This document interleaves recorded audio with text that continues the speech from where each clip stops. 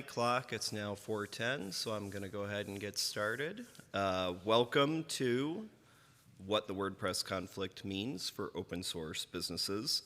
My name is George Demet. I'm a founder and co-CEO, along with Tiffany Ferris of Palantir.net. Thank you. We are a digital consultancy of just under 50 people, designs and develops solutions for healthcare, higher education, technology, and public sector clients. We use Drupal and other open source technologies, and we're a fully remote company based outside of Chicago. So today I'm here to talk about the recent drama in the WordPress community and the implications that it has for all of us who work in open source. My goal is to kind of get past the immediate drama that we've all been following over the last 6 months or so, and focus on some of the lessons that we here in the Drupal community and in the open source community in general can learn from it. I should say that while my company does work with Drupal, I also have a personal website that runs WordPress. I also met Matt Mullenweg probably about 15 years ago, spent a fair time with him at South by Southwest when he was on a CMS comparison panel that I organized. So I kind of have my foot in both worlds. So first, I need to lay a little bit of groundwork, right? Because this has been a rapidly emerging situation that began last September at WordCamp US. And if you haven't been paying close attention, it's been really hard to keep up with all the developments. So this is a high-level overview that captures most of the basics, and I promise that the rest of my slides will not have this much text on them. Basically, what's going on is that WordPress founding developer Matt Mullenweg and his company Automatic are currently engaged in a dispute with WP Engine, which is a company that provides managed hosting for WordPress sites. Mullenweg argues that WP Engine is profiting off the WordPress project and community without contributing back, and he also argues that they are misusing the WordPress trademark. Some of the things that have happened since last September when he got up on stage at WordCamp US and kind of unleashed this rant against WP Engine and what a terrible company they were and all the terrible things that they were doing, include removing WordPress.org access to WP Engine and their customers, which includes all the sites that are hosted with WP Engine, requiring WordPress.org users to certify that they are not affiliated with WP Engine, replacing advanced custom fields, which is a WordPress engine, or sorry, WP Engine, a WP Engine maintained plugin with a forked version, taking over the namespace, removing the advanced custom fields plugin entirely from WordPress.org, offering discounts to WP Engine customers who change hosting, and tracking websites that have migrated away from WP Engine since the conflict started. It was a website where it just has like a counter that and lists every site as it moves off of WP Engine. I should say that some of these things are not happening anymore as a result of a preliminary injunction that WP Engine prevailed in that was issued back in December. So as of right now, if you are a WP Engine customer, you do have access to WordPress.org. You don't have to certify that you're not affiliated with the company in order to use WordPress. But the tracker and the discounts and the general encouragement to by Matt Mullenweg and WordPress.org to move away from WP Engine is still there. WP Engine alleges that Mullenweg is attempting to extort millions of dollars from them and that his actions have caused irreparable harm to their business. So as I mentioned, this is something that's going to trial as of right now, unless it settles out of court first, which I would be very surprised if it didn't. But the trial date is currently scheduled for early 2027, which is not atypical because in a case like this, they want to allow a lot of time for discovery and things that go on. So if things proceed as scheduled, this is something that's going to drag out for a while. So as a result of this, there have been some impacts on the WordPress project and community, right? So several high-profile WordPress developers who were unhappy with Mullenweg's actions have either left the project or been removed by Matt Mullenweg. Access to WordPress.org was reduced over the holidays. Essentially, if you wanted to create a new user account or upload a new plugin or something like that, the website was kind of on break for the holidays, and that's something that Matt Mullenweg attributed to the kind of extra pressure and burnout from dealing with this dispute with WP Engine. Automattic has said that they're dramatically cutting back on the amount of time that they spend contributing to WordPress due to this lawsuit, and we'll see in a couple slides later on how significant that could be. It does mean that future releases of WordPress could be delayed. And of course, there are some WordPress agencies are reporting that the conflict has damaged their business. I've been talking with folks here at DrupalCon who work with both Drupal and WordPress. It sounds like it kind of depends. Some people say that they haven't really seen an impact based on this conflict.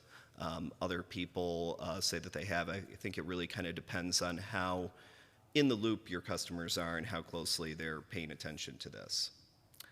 So it's very easy to get caught up in all this drama. Like, I know that, I have been sitting here, eating the popcorn, checking out on Reddit everything that's going on in the WP drama subreddit, and, because I'm that kind of nerd, like downloading all the legal filings and, going through them and arguing with others, usually Tiffany, about who has the better legal case. But I think it's really important to keep in mind that what's going on here goes beyond a simple dispute between two companies, right? It goes directly to the heart of the moral and ethical obligations of open source. So that means we need to talk about social contract theory, right? This is a field of moral and political philosophy that dates back to the 17th century. But the modern theory of social contract has its roots with Jean-Jacques Rousseau, who's pictured here. You know what? I'm always trying to make my slides a little more appealing to my audiences, and I love working technologies, so let's use AI to give Rousseau a little bit of a glow up. There we go. Maybe that was too much of a glow up. I don't know. You be the judge.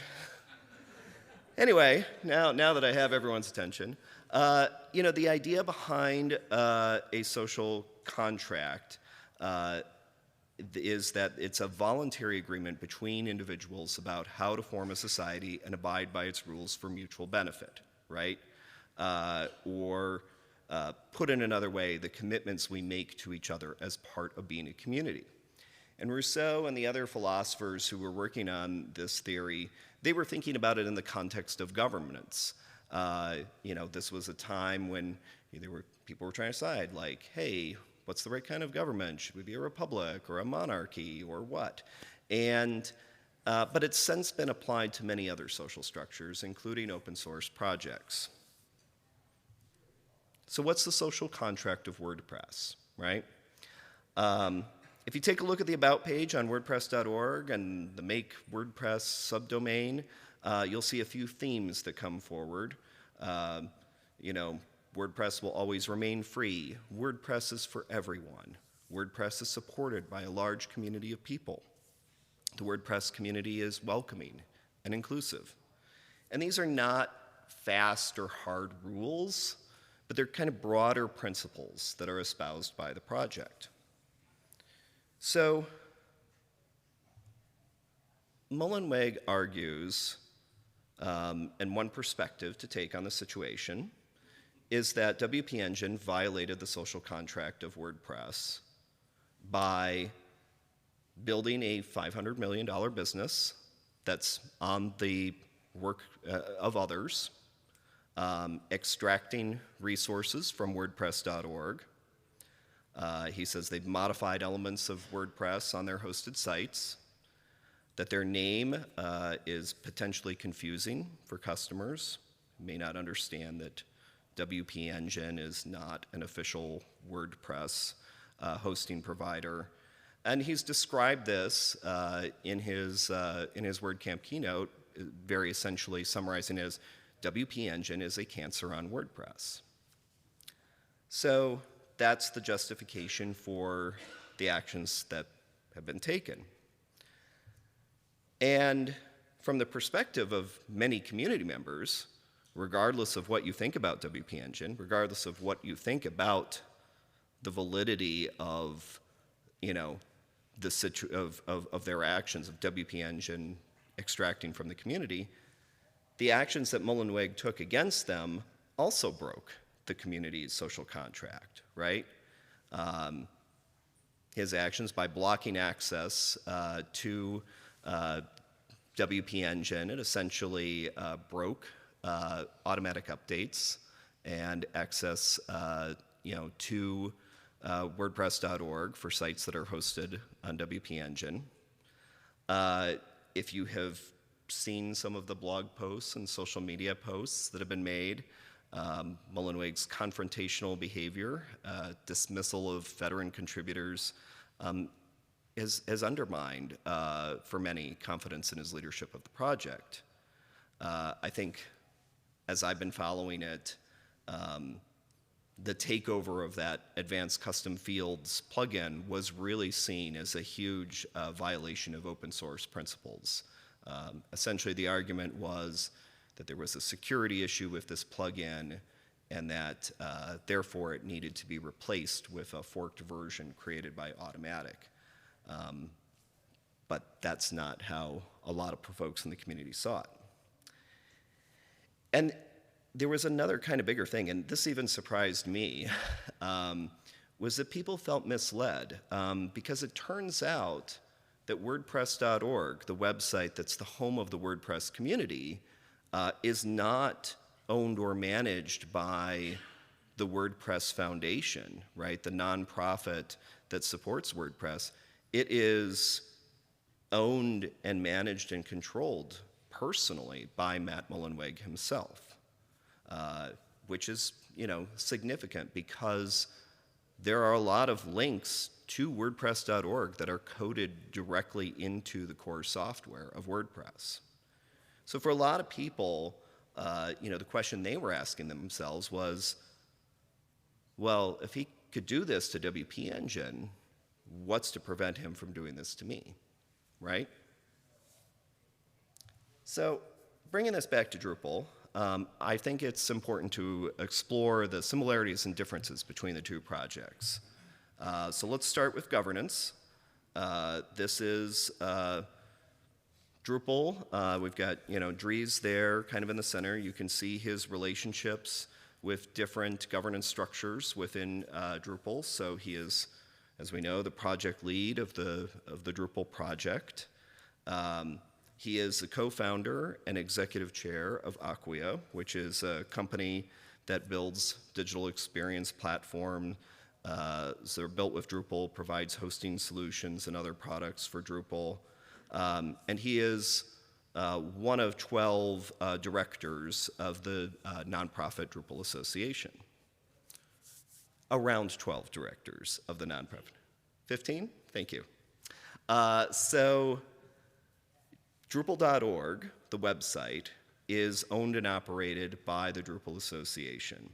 The Drupal Association is also responsible for running the event that we are all here at, DrupalCon. And when you go to a Drupal camp or some other event, those are independently run and managed. The association does not control those. It's largely local communities that run those events. And So this is the kind of relationship. And I think one of the things that's interesting as you look at this is that, each of these structures exists and kind of reinforces each other, right? So let's compare with WordPress's governance. Matt Mullenweg is very much at the center. As we said before, WordPress.org is personally owned and operated by Matt Mullenweg. He receives support from Automatic, which is a company that he is founder and CEO of. It's a company that builds open source and hosted products. So two that you might be familiar with are WordPress.com, or for enterprise sites, WordPress VIP. There are a variety of other Automatic subsidiaries. They're actually a sponsor here at DrupalCon, and so you can see the other products, such as a Kismet, Tumblr, Longreads, all of these companies. So in addition, like Dries, Mullenweg is the kind of founding lead developer of the WordPress project. He's also a director of the WordPress Foundation. So what's a little bit different is that events in WordPress, and that's all events that bear the WordCamp or WordPress name, are overseen by the WordPress Foundation, which actually has a for-profit subsidiary that manages those. And the WordPress Foundation has 3 board members, of which he is one of them. So again, all of these structures kind of reinforce each other, supporting events, developer support for the project, but it's more tightly bound than we see in Drupal. And so the other important thing to think about are the trademarks. So the GPL requires, right, that code for the project, whether it's Drupal or WordPress, be made freely available to use, modify, and distribute, but the same restrictions don't apply to the trademarks for each project, which are more tightly controlled. So for example, while I could fork Drupal and make it available under a different name, I couldn't call it something like Better Drupal, right? I couldn't create a company or run an event that uses a trademark project name unless I followed the rules, right? So what are those rules? So in WordPress, the trademark is owned by the nonprofit WordPress Foundation, which has exclusive rights to all non-commercial uses of the name, including events like WordCamp, which require explicit permission to use. The WordPress trademark is exclusively licensed to Automatic for all commercial uses, and Automatic is allowed to grant sub-licenses to other entities, meaning that they have effective control over any commercial use of the name. So Drupal, that trademark is owned and controlled personally by Dries, but you don't need his permission to use the word Drupal or DrupalCamp for companies or organizations that are fostering the use of Drupal, as long as you abide by some simple guidelines, right? You can't, throw an event that's like, why Drupal sucks, right? That's kind of against the rules. You do need written permission to use Drupal as part of your company name, or if you're using it in a way that implies an official link between you and the project, or the Drupal Association, or DrupalCon. And if you do have a license, that can be revoked with 60 days notice, which gives you some time to find another name to use. We can also see some differences when we look at contributions as well. So this is, this chart that you see up here tracks the number of unweighted contribution credits that are made by the top 50 Drupal certified partners over the last 12 months. And this is for all projects on Drupal.org. So it includes code contributions, contributions made for community participation, event sponsorship, etc. Right? So this is a very inclusive wheel.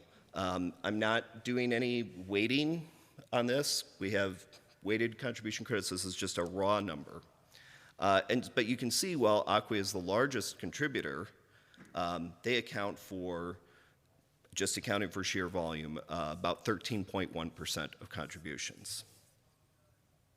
So when we look at WordPress contributions, we see a very different picture, though a big part of this is because we're measuring things somewhat differently here. So this is a little bit apples to oranges.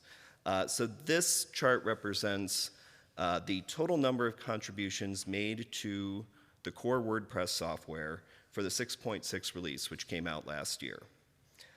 So as you can see, Automatic was responsible for over half of all contributions, with no other single company breaking 6%. What's not included in this graph, because as far as I can tell, WordPress doesn't measure it, are community contributions, right? This also doesn't include any contributions made within the plugin ecosystem, which includes both free community plugins as well as paid commercial plugins. So what we're seeing is a little bit smaller picture. And part of the point here is that what matters is how you count contributions. So now that we've got all that groundwork established, I want to explore what's really at stake here with this conflict, right? And the conflict between WordPress and WP Engine really comes down to what Dries has referred to as the maker-taker problem.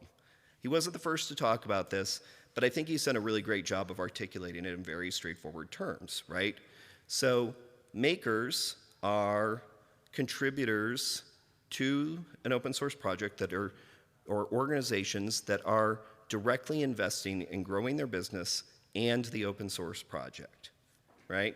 Takers are organizations that are solely focused on growing their business and letting others take care of the open source project that they rely on. And the big point that Dries makes is that if there is a very aggressive taker in an ecosystem, what they do is they reduce the incentive for makers to participate, right?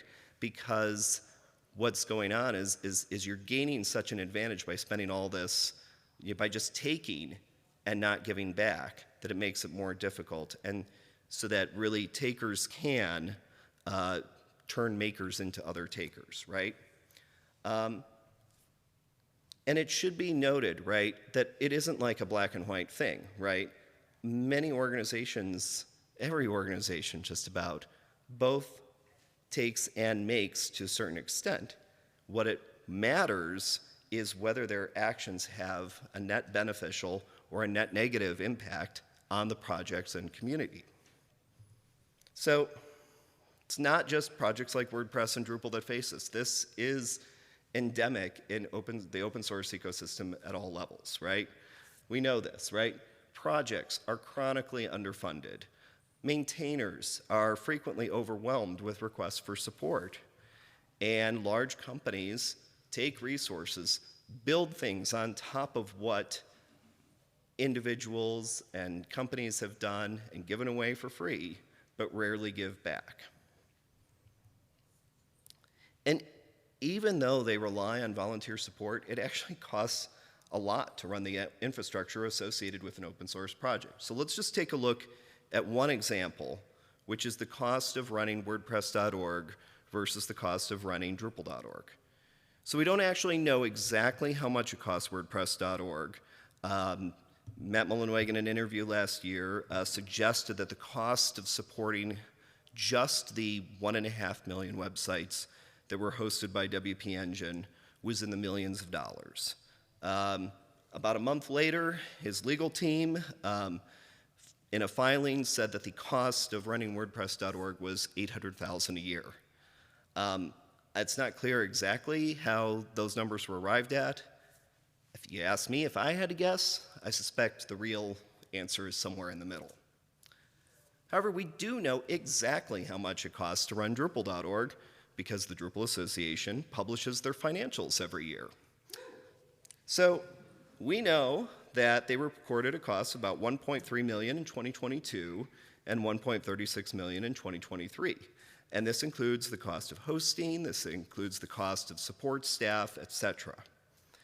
I will also point out that because the association is a nonprofit, they don't have the same tax liabilities as a for-profit company does, and they also benefit from some preferred pricing and the support of volunteers. So if the association was a private entity, the costs of running Drupal.org would likely be much higher.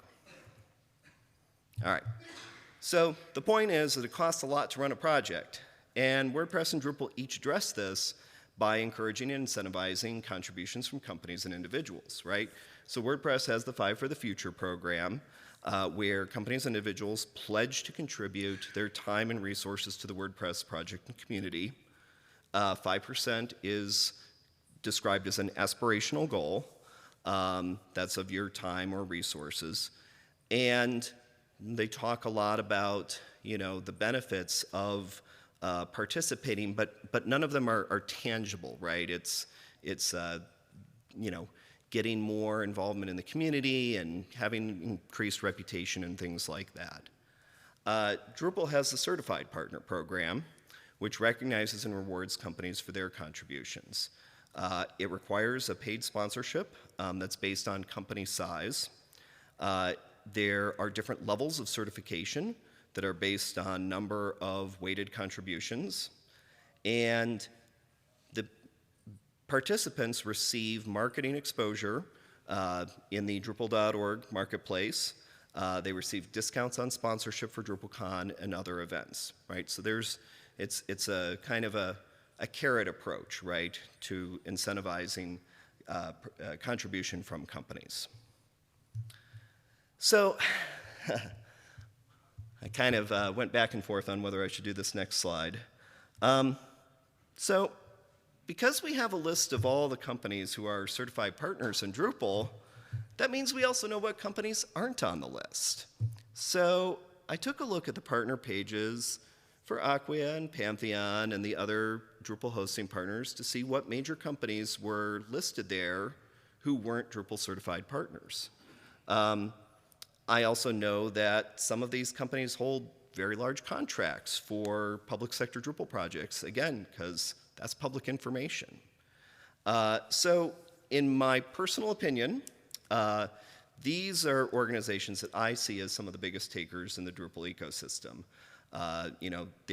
Many of these folks are doing 7- and 8-figure projects that are being built with Drupal. So WPP is a large global agency conglomerate. It includes companies like VML and Blue State. IPG is another conglomerate. McCann is one of their companies. And I want to be really clear that I've actually had conversations with some of the people at these companies who say that they want to give back. They are interested in contributing, but they don't know how. And I have some ideas, which we'll get to a little bit later, but for now, let me just say that if you're in this room or if you're watching the recording of this and you're from one of these companies and you want to be seen as a maker, we should talk. All right, so how about hosting and platform companies? So if you remember that slide of Drupal contributions I showed a little bit earlier, you might have noticed that apart from Acquia, you didn't see any other hosting or platform companies listed there. Of the major Drupal hosting companies, only Pantheon and Amaze.io are Drupal certified partners, and they currently rank 49th and 50th place respectively in terms of weighted contribution, right? And I think that there is, again, like with WordPress and WP Engine, the reason that extra attention gets paid to these companies is that their businesses are really built around the projects that they host, right? They market directly to Drupal users and builders. They leverage resources and work that is created by others in the community. Their businesses are only possible because Drupal exists. So that would mean, arguably, that they have an additional obligation to contribute to the health of the projects that their businesses are built on. So one of my favorite TV shows of all time was The Good Place. It's a half-hour sitcom that was about moral philosophy. The driving question of the show was, in order to live together as people, what moral obligations do we have to each other, right? This question was inspired by a book called What We Owe to Each Other by T.M. Scanlon, a philosopher whose work on contractualism builds on other folks like John Rawls, Immanuel Kant, and our good friend, Mr. Hot, Jean-Jacques Rousseau. So Scanlon grounds his answer to this question through the frame of seeing the positive value of a way of living with others. So let's talk about what those might be. All right, so again, the context of open source as projects, as communities, and when I'm saying communities, I'm talking about all of the participants in that community, whether you're an individual or an organization or whatever, right? We have these responsibilities. If you're a project leadership, your responsibility is to make the software available, to enable contribution, provide clear and transparent governance, and to treat community members with dignity and respect. These are kind of parallel with the responsibilities we have as members of a community. Don't take more than what you need. Contribute back. Support other people who are contributors or who want to contribute, and foster a welcoming and inclusive culture. And as organizations and individuals, there are different ways we can contribute back. And it's important to recognize each of these different kinds of contributions, right? And the value that each of them bring. So for example, you don't want me contributing code to an open source project, trust me.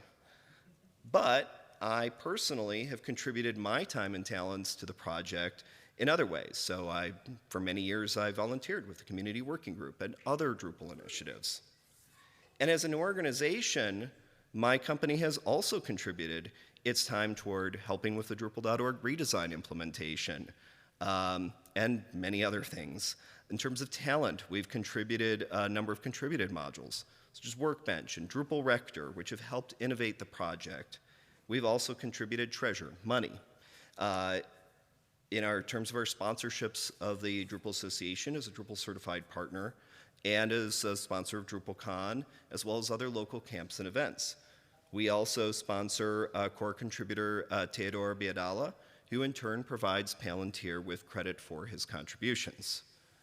And I know that as we're sitting here right now, in the spring of 2025, that as companies, it can be really difficult to justify the ROI of contribution, right? Especially when work is scarce and budgets are tight. But my experience is that regardless of what's going on, there's always a way to contribute, right? So if you are a company that's got people sitting on the bench right now, well, maybe this is a good time to contribute time or talent to the project, right? Maybe you're part of one of those big global agencies or consulting firms, and you don't have time or talent that you can give to the project, but maybe you do have access to a marketing budget. And you can use it to sponsor an event or pay for a supporting partner sponsorship. Even a few $1,000s here and there can make a huge difference for the project and provide your organization with marketing benefits. And I should say that's also true of time and talent. Again, because we have this contribution recognition system in Drupal. Every contribution you make contributes toward your visibility if you're a supporting partner. So again, let's talk about hosting companies, which have a few extra levers, right? They can obviously contribute time, talent, and treasure directly to the projects. One thing I would absolutely love to see every hosting company or platform provider, service provider in the Drupal ecosystem do, every company that has a partner program, make contribution a requirement for partnership status. If you want to be an elite partner of whatever company, you need to be a Drupal supporting partner. That to me seems like a no-brainer.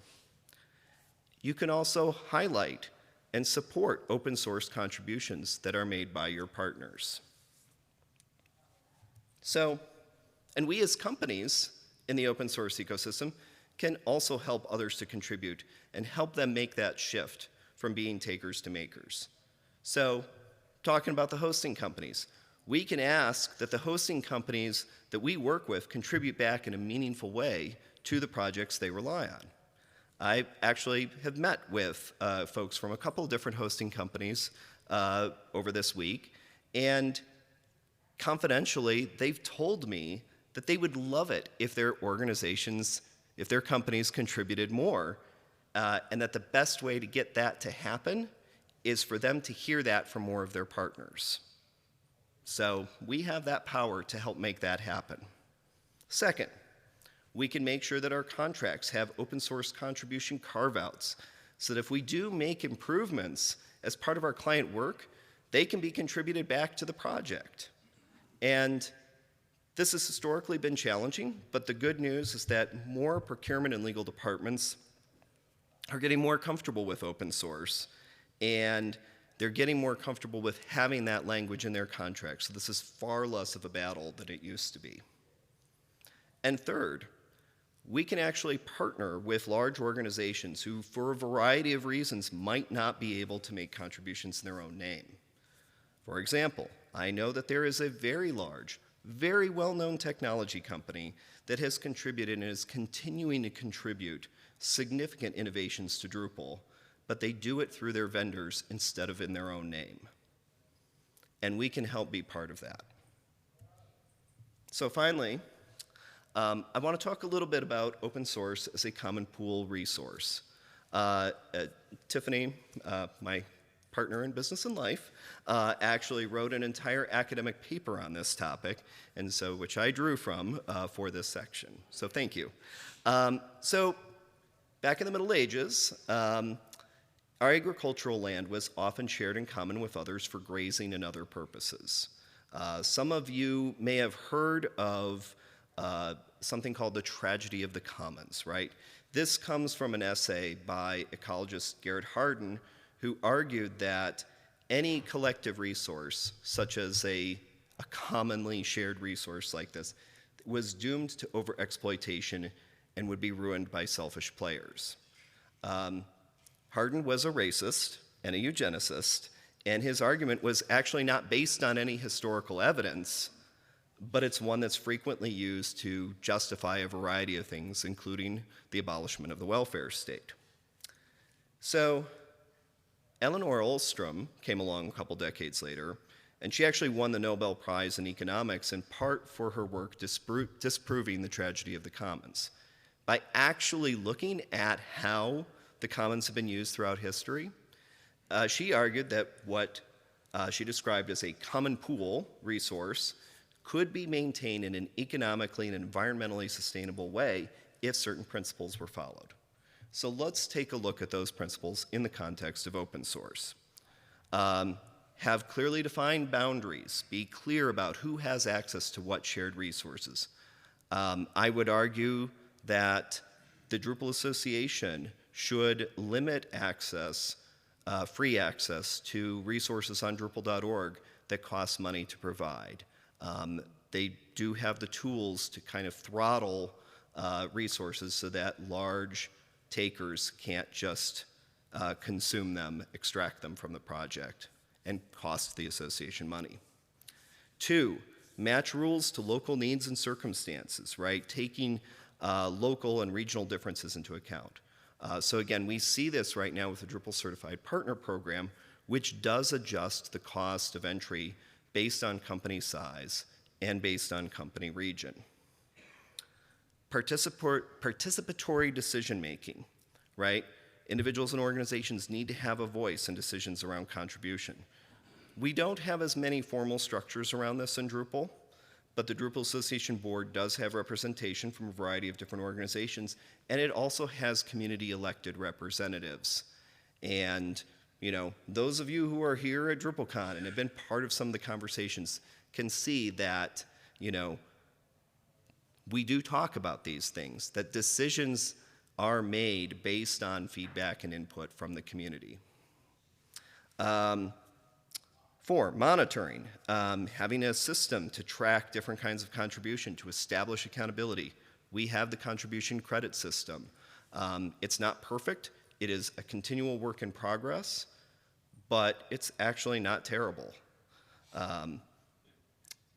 graduated sanctions for rule violators. So going to that point, it's not perfect, right? So people do try and game the credit system, right? And the way it works is that they're given a warning. They're given the opportunity to receive training, because sometimes it happens because you have people on staff who don't understand what the rules are. And so before sanctions are imposed, they receive that chance to make it right. Conflict resolution mechanisms should be easy to access, right? This is basically, you need to have a mechanism to resolve a dispute so it doesn't go to court, right? For individuals, we have the community working groups conflict resolution team. We do not have anything similar for organizations. That's something to consider. Rule-making rights must be respected by outside authorities, right? So this is essentially having clear and transparent governance that exists within existing legal frameworks, right? We know who has legal ownership and control of different parts of the project, right? The Drupal Association is a legally recognized 501c3 project, right? These things, this is not so much of a question for us. And number 8, system is interconnected in nested tiers, and I left a word there, sorry about that. This essentially means that individual contributors, local communities, companies, organizations, project leadership, all need to reinforce expectations and accountability around contribution, right? I think we can do more here to enable individuals, local communities, and companies, and project leadership to hold each other accountable, right? So it doesn't have to come down from above, as we're seeing happen in the WordPress community. So my final thought here is that we all play a part in keeping the commons open. And with that, I'm out of time, but thank you. I'll take whatever questions I can before they kick us out of here. You can also follow me on social media. And yeah, if folks have questions or observations, feel free to raise your hand. It's a big room, shout it out. I'll repeat it into the mic. Thank you.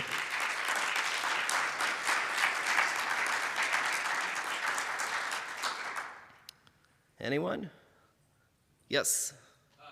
What would be your most helpful advice for a developer to bring back to his leadership team to try to convince them to be more of a maker, less of a taker? So without knowing your exact context, I work at an agency. Great. I'm in charge of the development team at the agency. Great. So the pitch I would make is that being a maker and being part of the Drupal Certified Partner Program and contributing to that program or sponsoring someone who does will help. It's a marketing play. So it will increase your visibility for people who are looking for Drupal site builders, right? For companies that work with Drupal. It will improve your reputation. Again, I know this is not so much of a problem right now, but in the past it's a great recruiting tool if you're looking to acquire talent. And again, depending on the size of the company, right? I mean, the costs do scale, but in terms of bang for your buck, in terms of marketing ROI, it's a pretty good investment.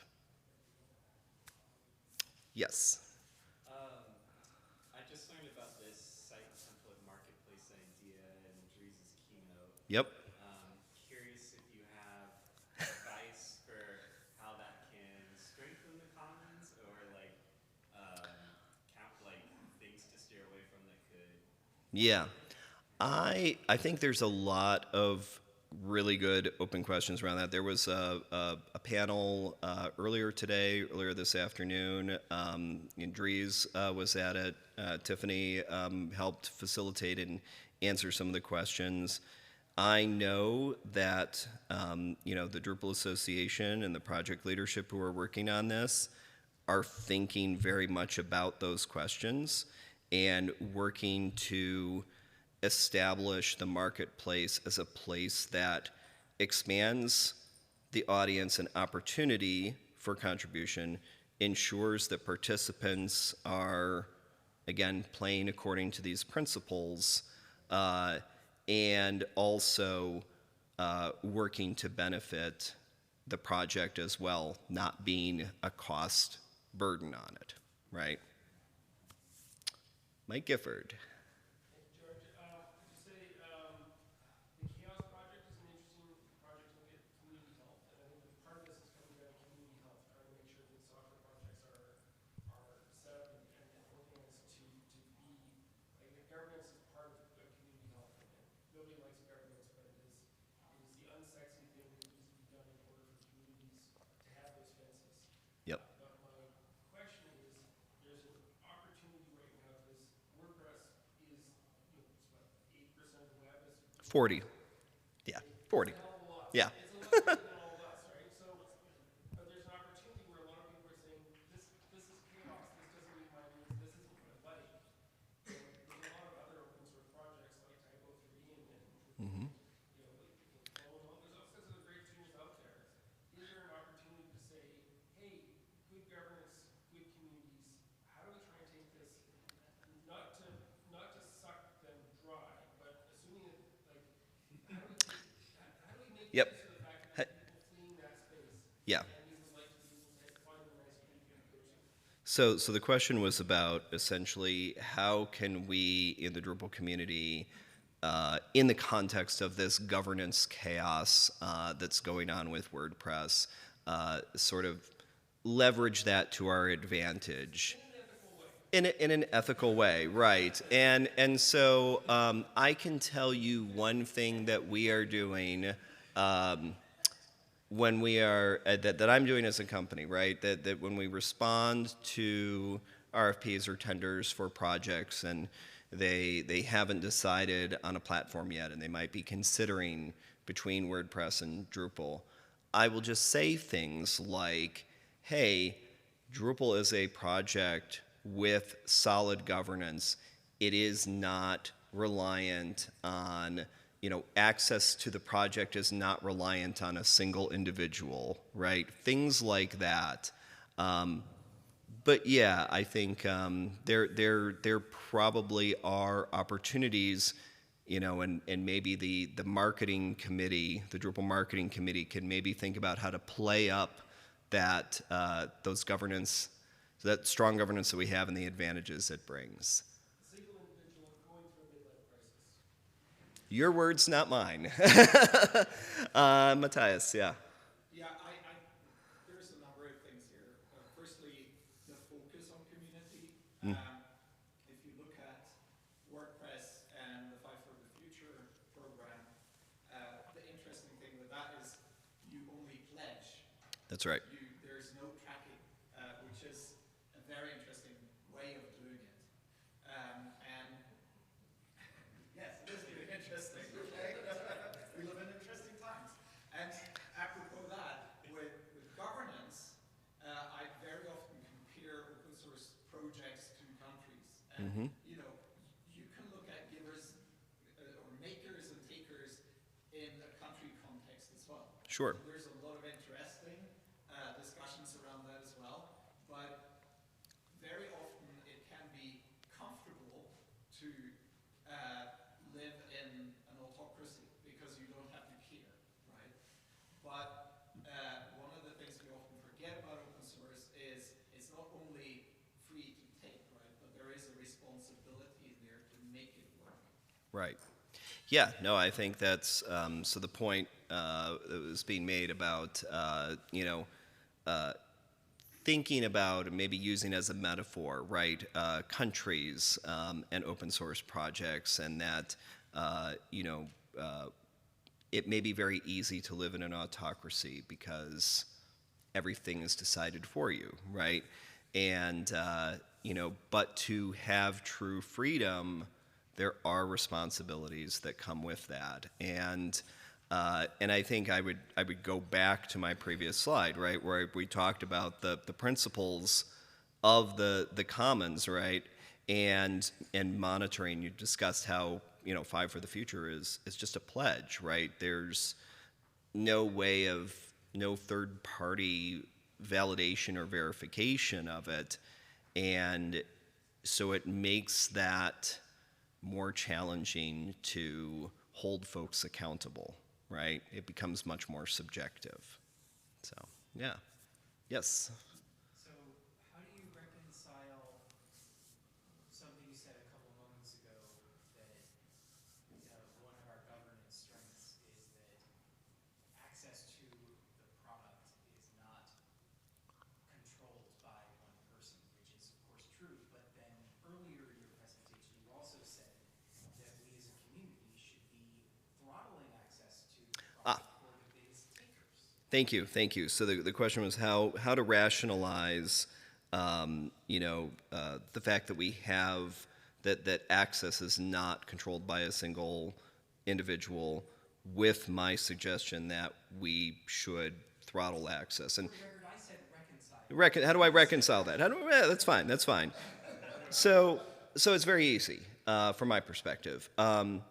So one of the challenges with the WordPress situation, right, is that it was directed at a single company, right? And I am guessing that WP Engine is not the only example of a high-profile taker in WordPress, but they were the ones who were singled out and sanctioned for, extracting resources. My suggestion is that we establish a clear and transparent playing field that says, hey, if you need a certain level of access, right, to, something like, I don't know, I'm just pull something like a testing suite, right, that would be hosted by Drupal.org. You get a certain amount of that for free, right? But if you're really pounding that server, right, like having some limits, right, and maybe depending on what the resource is, that limit could be based on, if not volume, it could be based on, number of contributions. It could be based on revenue. It could be based on a number of things. But I think this is, for me, and again, I'm going to speculate on some of the legal side of it, I think one of the reasons that WP Engine was successful in their preliminary injunction was that they were able to make a case and say to the judge that we were singled out by this, and that we thought we had a right to these resources. Now, this is I could do a whole other panel on this, right? But I think they would have had a lot more difficulty getting that preliminary injunction if it had been a policy that applied to every player in the WordPress ecosystem and not just one company that was singled out. Oh, lots of hands on that one.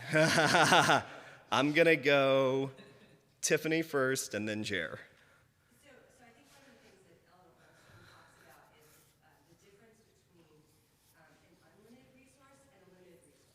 Right. Unlimited resources, you're okay to share with everyone. So it doesn't cost the Drupal Association that much to make Drupal available, like to actually make the software available. It does cost us a lot actually to have composer access for folks. So you want to differentiate between what you can provide to everyone. So like the beauty of the commons can be enjoyed by everyone and it can be enjoyed unlimited, right? But then there are these constrained resources, and you want your constrained resources to be enjoyed by those who are actually participating in the sustainability of your ecosystem. So that's a big difference there. So thank you, Tiffany. And once again, you've made that point very, very articulately. So essentially the differentiation between an unlimited resource that can be enjoyed by all and a more constrained resource, like, for example, access to, Composer, which is an expense which is a resource that has a cost and a constraint to it, and that we want everyone to be able to enjoy at some level, but we don't want a small number of players or a single player to consume at a level that no one else is able to enjoy it. If I paraphrase your paraphrase, thank you. Jer.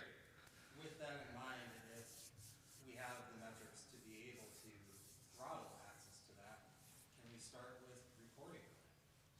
Yeah. track the utilization of those resources by organizations and associate it to the contributions. I really love that idea. So the idea is, okay, so if we know we have if we know we have these limited resources, right? How can we track them? And we don't know right now. But boy, oh boy, that sounds like a great opportunity for somebody who might want to contribute to the Drupal project to maybe help develop some of those tracking mechanisms. Because God knows the staff that we have right now has already got their hands full, and this is something that would benefit the whole community. So thank you, Jer. Thank you for volunteering. Yeah. All right. Anyone else? All right. In middle, and then way back. Yeah. So. I'm just wondering, how much do you think the fact that WordPress kind of made it extremely difficult to acquire plugins outside of their ecosystem, how much did that play into this? That's a wonderful speculative question. How much do I think that the decision to make it difficult to acquire plugins outside of the ecosystem played into this? I don't know. I have lots of things I have personally speculated about on why this, why now. But I will say that while WordPress.org is a site that has costs and expenses associated with it, it is also a site that generates revenue, right? We don't know how much revenue they generate. We don't know if the amount of revenue generated by WordPress.org offsets the costs of WordPress.org. But if I were in that position, I would really want to shuttle and funnel as much traffic through that single source as possible, right? Because that's going to impact advertising revenue. It's going to impact a whole slew of other things. Yeah, that's my speculation. In the back, yes. Just in your opinion, to what extent do we hold, clients of Drupal digital agencies to be a taker? And if so, do you think Drupal agencies should start asking for contributions from your clients? So the question is about should we as Drupal companies, Drupal agencies, should we ask that our clients make contributions? We've been down this road. I've thought about this a lot, and I think one of the things that we can offer as a selling point is one, that we are makers, we are contributors, and that we can enable our clients to be contributors, to be makers as well, whether that's under their name or whether it's through us, right? And to encourage clients who are seeking Drupal services to make that a priority when they're selecting a vendor, right? Some clients care deeply about this. You know, we have had multiple clients who have chosen us because they're like, we chose you to work with because we know you're so involved, and we know that that the work you do for us is something that will be contributed back out to the community. Vast majority of clients, I would say, do not care at all, and it's not going to be a compelling value proposition for them. But I think it is something that, for those folks who might be paying enough attention, who might be caring, could be, something that is compelling. It's all in the messaging. Jam. Follow up from Jam. Yes. In our experience, we've seen it as a nice sales tool in verticals that are aware of what we are and what we do. And otherwise, I'm not sure that it's on the end users to think about this. Yep. It's definitely on us. Like, if we're not involved in maintaining the fundamental tool that helps us pay our bills, right? It's like not having car insurance or business insurance, right?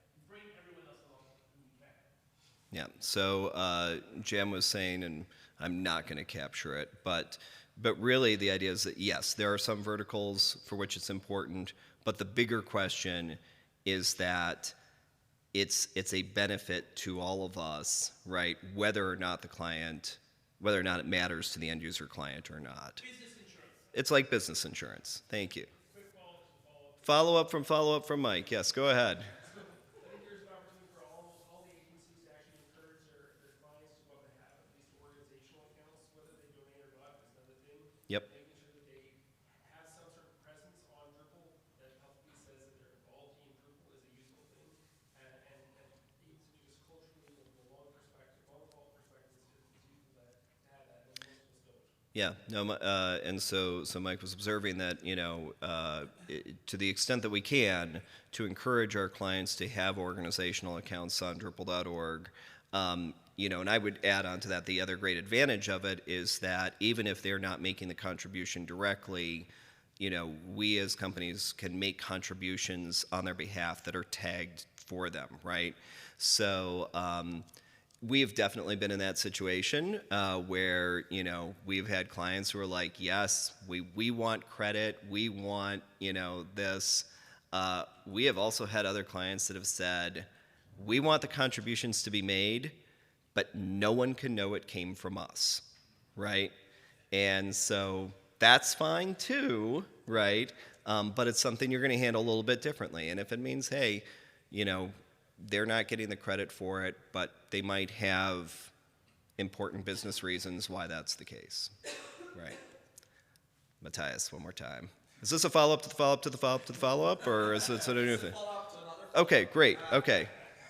No, but I mean, we have to take into account as well exactly this thing that a lot of people are oblivious to open source and how it functions, which I think is one of the challenges that WordPress has had as well. Yep. And that also goes back to, what reactions do you take towards the takers? Because unless there's a democratic foundation and an understanding in your community that whatever action is taken is right, you're going to end up in the burning corner. Yep. And that is also about how do we communicate? How do we talk about what requirements we put on people? How do we deal with it? How do we I mean, from a sales and marketing perspective, I have an answer to that, so the question was about, how do we as companies and organizations communicate the value of the fact that we are makers, that we do contribute. And, we frame it in the context of, well, we are experts in this software, right? We understand at a deep level how this software works because we helped build it, right? We don't just work with the software, we help build the software, right? And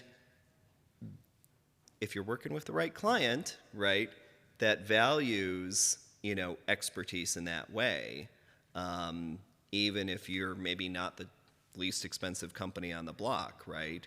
If it's a taking company, that's less expensive, right? But you can still have that advantage of being able to say you have that expertise, right? Of being able to say, hey, we've got this certified partner badge and this has meaning, right?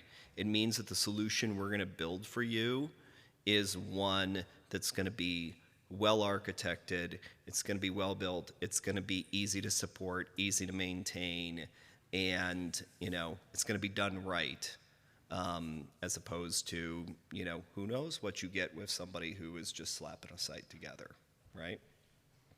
Yeah. All right. I'm going to call it. We all got to get to dinner and everything, but again, thank you all so much for coming, and thank you for the great conversation. Thanks.